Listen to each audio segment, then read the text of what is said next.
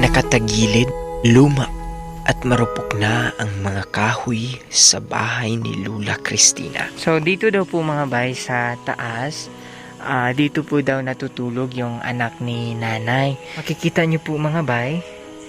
Yan, iwan lang po natin yung tsinelas natin dito. Ayan. Medyo mahirap po dito kasi marupok na po yung mga haligi nito mga bay, kaya mag-iingat po tayo. Akyatin po natin yung bahay ni nanay. May natutulog daw po dito mga bay, pero tingnan nyo naman po, medyo delikado po talaga dito. Dapat yung aapakan mo mga bay, dapat yung mga matitibay pa. Bakit ako pumasok dito mga bay? Upang maipakita sa inyo yung kalagayan nila ni nanay. Mahirap mga bay, kasi nauga. Tapos dyan pa natutulog yung anak ni nanay na isa. Mahirap. Kung mapapansin din po natin mga bay na sira-sira na din yung bubong. At saka eto po, yung suporta sa bubong ay sira na din po, naputol na. So mahirap mga bay. Bali, bababa na lang po ako. Baka po makasira pa po tayo and baka mahulog tayo, madisgrasya tayo at makadisgrasya. So yun ang iwasan natin. 84 years old na si nanay mga bay, at wala daw siyang ibang pangarap kundi ang makakain 3 beses sa isang araw. Wala na din daw sa kanyang isipan na maipagawa pa ang kanilang bahay dahil wala din daw naman siyang maaasahan at mapagkukunan ng panggastos. Tara at samahan niyo po kami mga bay na alamin ang kwento ng buhay ni Lula Cristina.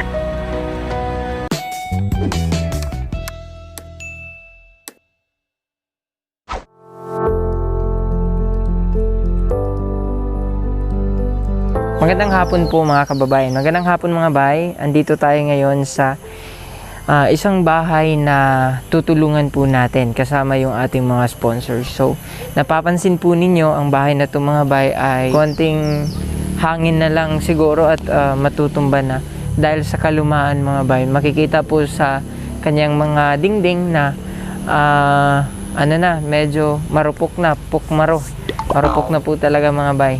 So, bali po, pupuntahan po natin, kakausapin po natin yung may-ari mga bay para malaman na din kung ano po yung sitwasyon nila at kalagayan nila dito.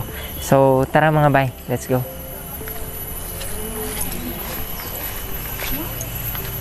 Saan ang pultahan? Ayun. Subali po, dito sila noon mga bay. Dito sila nag-stay sa taas. Ngunit dahil nga po sa kalumaan ng kanilang bahay, ay hindi na po sila nakakapag-stay dito sa taas. Kasi pag nag-stay pa sila sa taas mga bay, may possibilities po na babagsak. Kaya dito na lang sila pansamantala na naninirahan sa may baba. So nilagyan na lang po nila. Meron naman pong isang kwarto pa dito. So dito po sila tumutuloy. Ayun. Ayo. Hi Nay, mayong hapon. Good afternoon Nay. Okay lang mo sulod, Nay? Sige. Tara, pasok tayo mga kababayan. Ayan. Mano po, Nay? Ayan. Kamusta ka din, Nay? Lisod-lisod. Lisod-lisod. Sige. Ako si Sam, Nay. Ako si Sam, si Ibo, tapos si Pastor Darrell kasama namin. Nakakaintindi ka ng Tagalog, Nay? Hindi ko kaintindi. Hindi ka kaintindi? Bisaya lang? Oo. Ayun, hindi daw po nakakaintindi si nanay. Unsay mong pangalan, Nay? Ano po yung pangalan ninyo, Nay? Cristina. Cristina. Ninyo man kong galigo. Okay. So, si Lola Cristina Gallego? Oo. Ayan. Ilang taon na po kayo, Nay? Pila na imuhang edad, Nay? Running 84. Running 84. Oo. 19, unsa ka, Nay?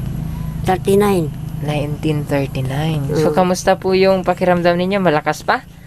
Kan pa? Baskog pa? Hina-hina na yun. Hina-hina na gyud. Medyo mahina na daw mga bay. Kasi may edad na din, Nay, no? Oo. Sino po yung kasama ninyo dito sa bahay, Nay? Akong anak nga ulitaw. May anak pa po kayo na hindi pa nag-asawa. Wala. Ilang taon na po siya, Nay? Pila na yung Wala. edad, Nay? Nag-39. 39. So siya ang kasama mo dito sa bahay. Siya ang imong kauban diri sa balay. Oo. Saan kayo natutulog, Nay? Dito? Hindi. Doon sa taas na hindi na kayo natutulog doon?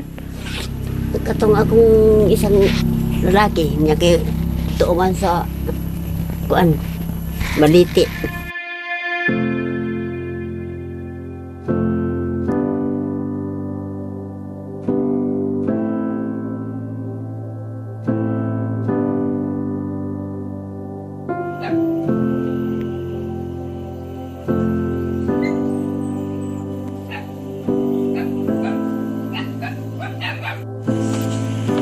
So, dito daw po mga bay sa taas, dito po daw natutulog yung anak ni nanay. So, kanina mga bay, sinabi namin na walang tao dito.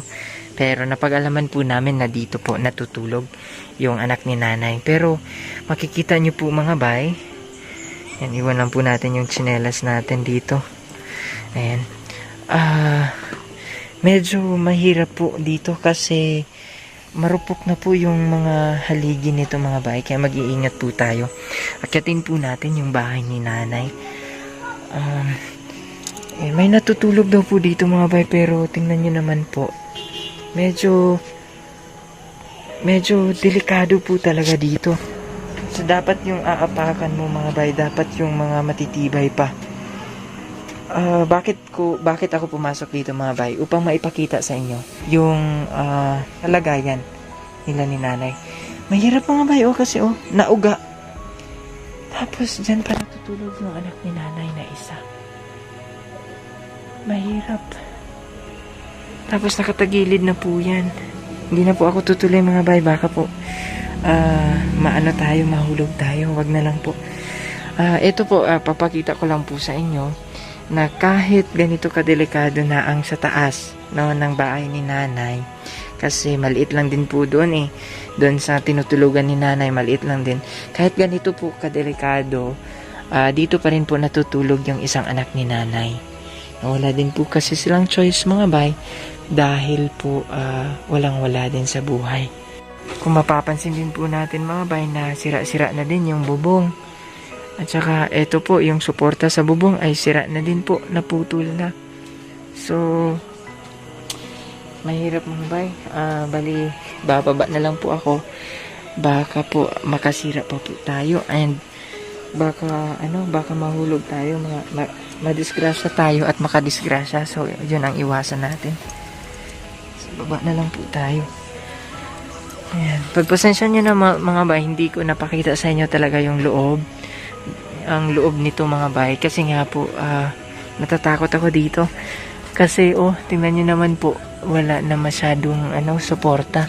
Tapos kung may suporta man, kinain na ng anay, so mahirap po yun. Baka biglang ma-bar down and maipit tayo dito sa bahay. So dito kayo natutulog, Nay?